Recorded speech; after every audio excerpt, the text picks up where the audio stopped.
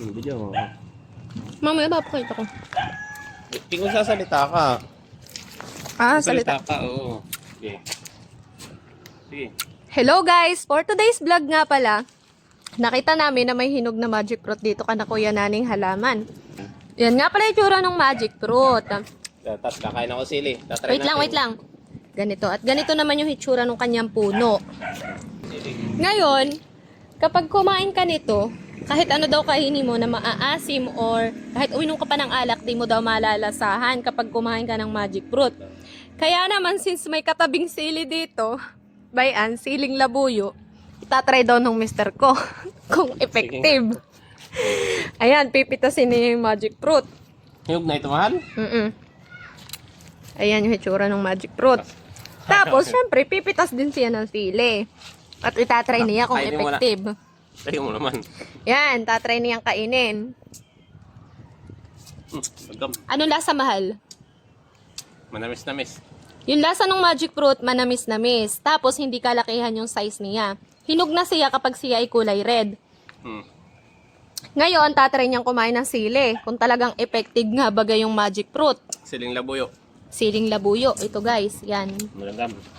And then, tatry niya.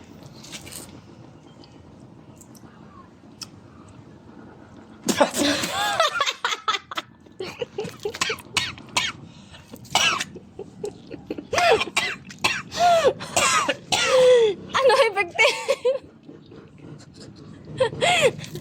Gagi. Yan guys. Hindi pala effective. Apa isa? Ay, grabe ka naman. Ay, try mo sa ano sa kalamansi.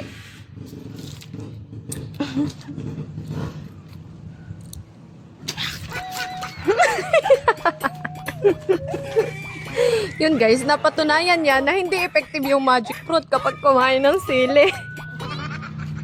Wali. Yan yung itsura niya guys. Nilangaw na tuloy. Ayan.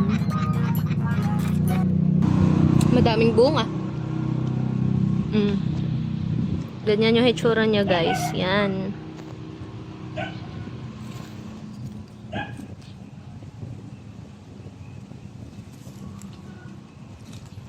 Ayan, ganyan yung itsura niya guys kapag ka